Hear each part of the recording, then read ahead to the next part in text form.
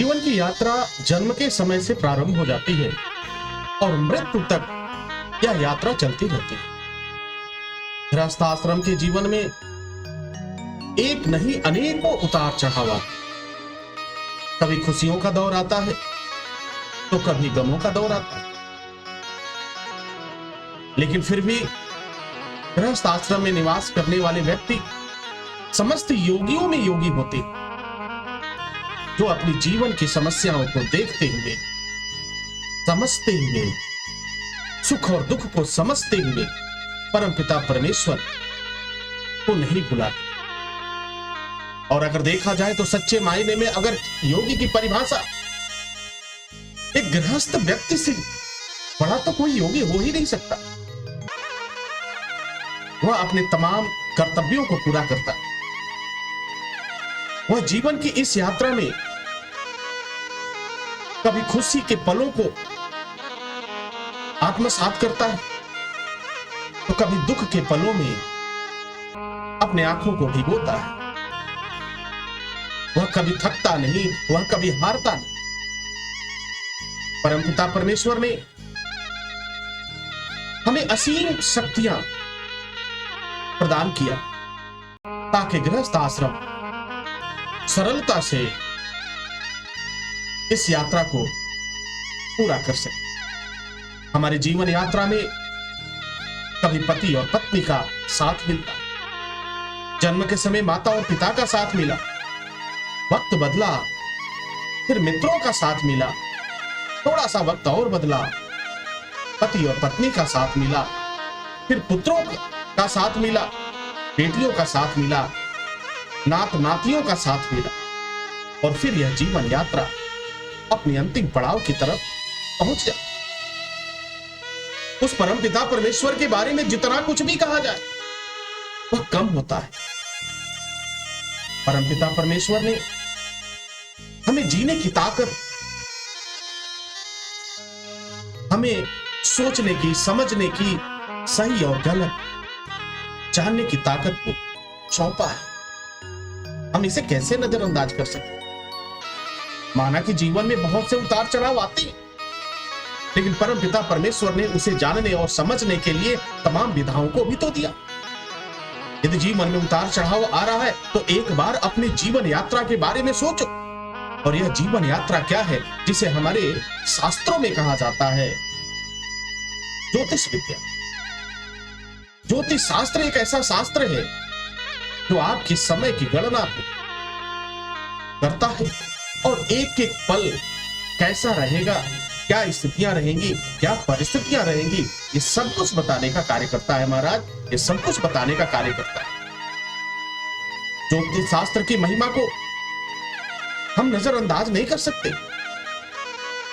ज्योतिष शास्त्र ही एक ऐसा शास्त्र है जो जीवन का दर्शन कराता है, भागवत का दर्शन कराता है, भक्त का दर्शन कराता है, परमपिता परमेश्वर का दर्शन कराता है, सुख और दुख से आत्मसात करवाता है।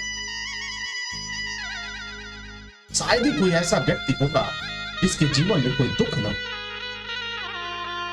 इस संसार में जितने लोग हैं, कहीं न कहीं उनके जीवन में कुछ परेशानियां अवश्य चल रही हैं,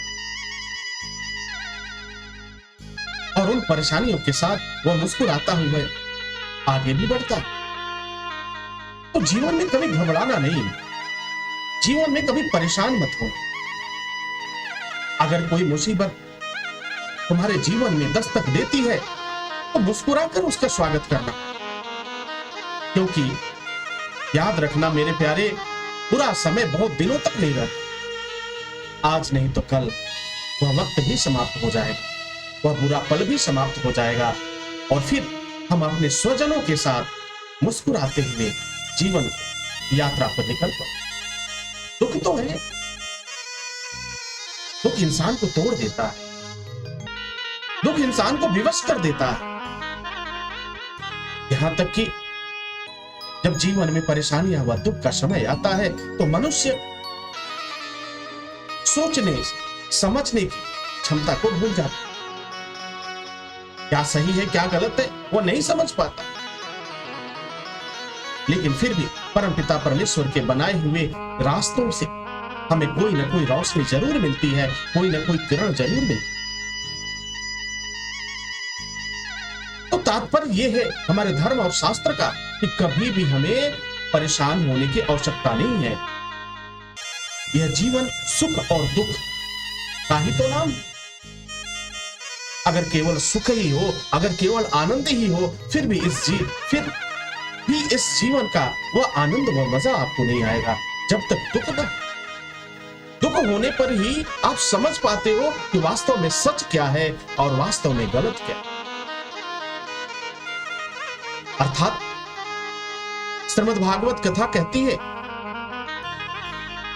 परम पूज्य वेद व्यास जी महाराज कहते हैं कि भागवत जीवन जीने की एक आधारशिला है और दुनिया के समस्त पुराणों में, दुनिया के समस्त शास्त्रों में दो ही चीजें आपको मिलेंगी जिस पर आप विचार कर सकते हैं, मनन कर सकते हैं, और इस दो के अलावा तीसरी कोई भी नहीं। अगर जीवन में प्रेम है तो जीवन आनंद से गुजर, और आनंद के साथ जीवन शैली चल रही है और उसमें करुणा का भाव आ जाए महाराज, तो फिर क्या कहें, वह जीवन और भी निर्मल हो जाता है, वह जीवन और भी आनंदमय हो जाता है। तो कभी भी अपने जीवन से, कभी भी अपने जो जिंदगी है उससे कभी शिकायत मत करो। जो है जैसा है उसे स्वीकार करो, और उसे स्वीकार करो, उस चुनौतियों का सामना करो, फिर आगे बढ़ो। देखो वक्त तुम्हारा होगा, वक्त तुम्हारा। परमपिता परमेश्वर ने कहा, भगवान श्री कृष्ण ने अधर्मों का नाश किया जिसे हम युद्ध के रूप में जानते हैं, और फिर अधर्म के बाद जब धर्म की स्थापना हुई तो वही तो मुस्कुराहट है, वही तो आपकी खिलखिलाहट है, वही तो आपकी वास्तविक खुशी है महाराज, वही तो आपकी वास्तविक खुशी है।